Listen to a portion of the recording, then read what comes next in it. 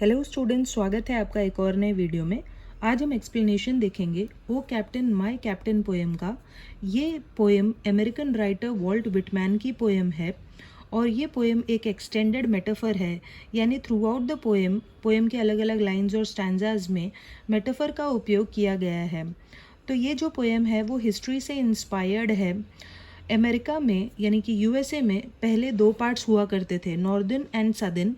Northern और southern parts के बीच लड़ाई झगड़ा हो रहा था, जिसे हम लोग अमेरिकन सिविल वॉर के नाम से जानते हैं। तो अमेरिका को सिविल वॉर से छुटकारा दिलाने में और हमेशा हमेशा के लिए गुलामी से मुक्ति दिलाने में अब्राहम लिंकन का बहुत बड़ा हाथ था। तो जो प्रेसिडेंट अब्राहम लिंकन थे, सिविल वॉर ख़त्म होने के बाद उनकी हत्या कर दी गई।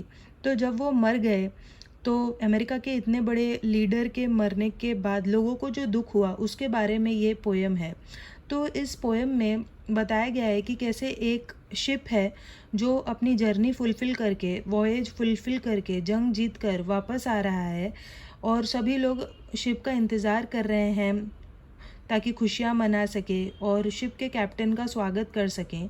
लेकिन लोगों को ये बात नहीं पता है कि शिप का कैप्टन अब इस दुनिया में नहीं है, वो मर चुका है। यानी कि अब्राहम लिंकन की बात चल रही है कि वो अब मर चुके हैं। तो यहाँ पे जो शिप है वो यूएसए के लिए लिया गया है, यानी कि शिप यूएसए का प्रतीक है, सिंबल है।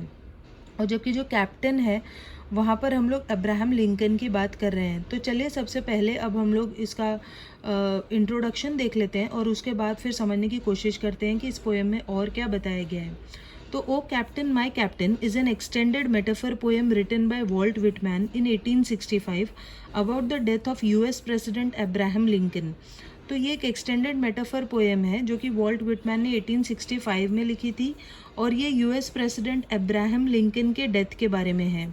Well received upon publication, the poem was Whitman's first to be anthologized and the most popular during his lifetime. तो ये पोएम को लोगों ने बहुत अच्छे तरीके से रिसीव किया और बहुत ही पॉपुलर बनी ये पोएम।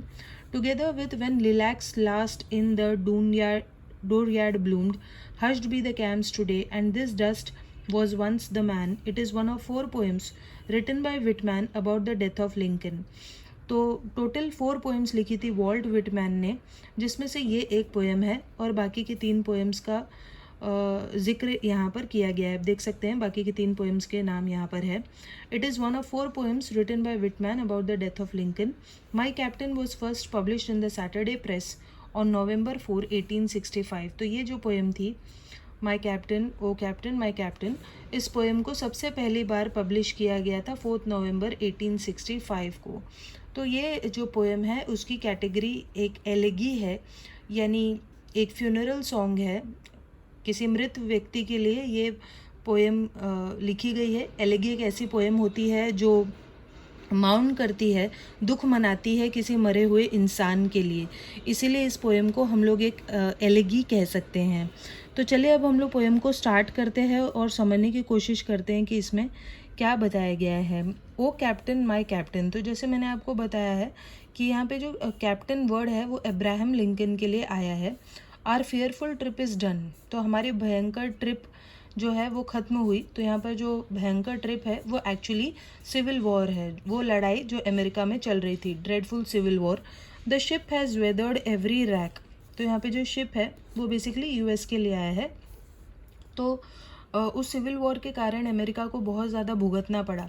इसीलिए यहाँ पे बताया गया है कि उस जर्नी में जब शिप गया था, जो कि बहुत ही बुरी जर्नी थी, ड्रेडफुल थी, फियरफुल थी, उस जर्नी में शिप को बहुत नुकसान पहुँचा। यहाँ वहाँ से वो टूट गया, वेदरिंग हो गई उसकी। तो यहाँ पे बताया जा रहा है कि यूएस को बहुत ज़्यादा डैमेजेस झेलने पड़े थे सिविल वॉर के बाद। The prize we sought is won, लेकिन इतना सब झेलने के बाद जो चीज़ हमें एक्चुअली चाहिए थे वो हमें मिल गई है, यानी कि सिविल वॉर पूरी हो चुकी है, ख़त्म हो गई है और हमें अपनी गुलामी से आज़ादी मिल गई है और नॉर्दर्न एंड सदर्न स्टेट्स फिर से जुड़ गए हैं, ऐसा पोएट बोल रहे हैं। तो जो हम प्राइज़ चाहते थे वो हमें मिल गया है। The port is near the bells I hear, तो पोर्ट बस आने ही वाला है, शिप अपने डेस्टिनेशन पे पहुंचने वाला है। और पोर्ट वो जगह होती है जहाँ पर शिप रुकता है। तो लोग सभी लोग वहाँ पर इंतज़ार कर रहे हैं कि शिप कब आएगा और कब वो लोग अपने कैप्टन का स्वागत करेंगे। और स्वागत करने के लिए वो लोग बेल्स बजा रहे हैं। The people all exulting, exulting का मतलब होता है शोइंग इलेशन या हैप्पीनेस। तो सभी लोग बहुत ही ज़्यादा खुश हैं, अपनी खुशी दिखा रहे हैं। Well follow eyes the steady कील, और वो लोग अपनी आँखों से देख रहे हैं कि शिप आ रहा है। और शिप का जो कील है, कील का मतलब होता है पीस ऑफ वुड और metal at the bottom of a boat. Boat के नीचे जो लकड़ी या मेटल का टुकड़ा लगा होता है, जिसके कारण बोट स्थिर रहती है, एक ही जगह पे रहती है, डूबती नहीं है, साइडवेज गिरती नहीं है, उसको हम कील कहते हैं। तो शिप के कील को बहुत ध्यान से चलाया जा रहा है ताकि शिप अपने डेस्टिनेशन पर पहुंच जाए। स्लोली वो मूव कर रहा है। The vessel grim and daring, और जो वेसल है, वेसल शिप को कहा जाता है। जो शिप है वो बहुत ही डेयरिंग है, बहुत ही करेजियस है, उसे किसी से भी डर नहीं लगता। तो अपना वोएज पूरा करके शिप अपने डेस्टिनेशन पे पहुंचने ही वाला है, लेकिन but O heart heart heart, O the bleeding drops of red. लेकिन क्या हुआ कि लोगों को जिनका इंतज़ार है वो तो है ही नहीं, क्योंकि वहाँ पर खून की बूंदें पड़ी हुई हैं। वो खून की बूंदें कहाँ से आई हैं? Where on the deck my captain lies. तो शिप के ऊपर का हिस्सा डेक कहलाता है, जहाँ पर लोग घूमते हैं। तो वहाँ पर अब कैप्टन लेटे हुए हैं, क्योंकि वो मर चुके हैं और बस हर जगह खून की बूंदें हैं। फॉलन कोल्ड एंड डेड, तो कैप्टन कोल्ड हो चुके हैं, उनका शरीर ठंडा पड़ चुका है क्योंकि वो मर गए हैं। He is dead. तो यहाँ पर हम देख सकते हैं कि इमेजरी का यूज़ किया गया है, रेड ड्रॉप्स ऑफ ब्लड। तो इमेजरी का भी यहाँ पर उपयोग है। और अगर हम लोग राइम स्कीम की बात करें तो हम देख सकते हैं डन वन राइमिंग है, इसलिए ए। एग्जाल्टिंग डेयरिंग भी राइमिंग है, इसलिए बी। हार्ट रेड, ये अब राइमिंग नहीं है, इसलिए सी डी। फिर लाइज, फिर से ये राइमिंग नहीं है, इसलिए ई। और डेड रेड के साथ राइमिंग है, इसलिए फिर से डी आया। तो आप राइम स्कीम देख सकते हैं A B C D E D, ये आपकी राइम स्कीम है। चलिए अब चलते हैं नेक्स्ट स्टैंजा की तरफ। O captain my captain rise up and hear the bells. तो अब जो नरेटर है, पोएट है, वो जानता है कि जो कैप्टन है वो मर चुका है, लेकिन फिर भी वो कैप्टन को बुला रहा है। तो ऐसी फिगर ऑफ स्पीच को जहाँ पर हम किसी दूर दूर बैठे हुए इंसान को या मरे हुए इंसान को बुलाते हैं तो उसको एपोस्ट्रोफी कहते हैं। तो नरेटर कहता है O captain my captain rise up, उठो और देखो और सुनो कैसे घंटियाँ तुम्हारे लिए बज रही हैं, ज़रा सुनो। राइज अप, उठो। For you the flag is flung, देखो तुम्हारे लिए फ्लैग को लहरा दिया गया है। तो यहाँ पे एफ रिपीट हो रहा है, फ का साउंड, इसलिए एलिट्रेशन है। फॉर यू द बगल ट्रिल्स, देखो तुम्हारे लिए हॉर्न को बजाया जा रहा है। बगल एक तरह का ट्रम्पेट होता है, और ट्रिल का मतलब बजाया जाना, उसकी जो आवाज़ होती है ट्रिलिंग साउंड होता है, वाइब्रेटरी साउंड होता है। तो देखो तुम्हारे लिए एक हॉर्न को, ट्रम्पेट को बजा दिया गया है। फॉर यू बुकेट्स एंड रिबन्ड रीथ्स, देखो तुम्हारे लिए बुके लाए गए हैं और रिबन्स लगाए गए हैं, रीथ लाए गए हैं, फूलों का इंतज़ाम किया गया है।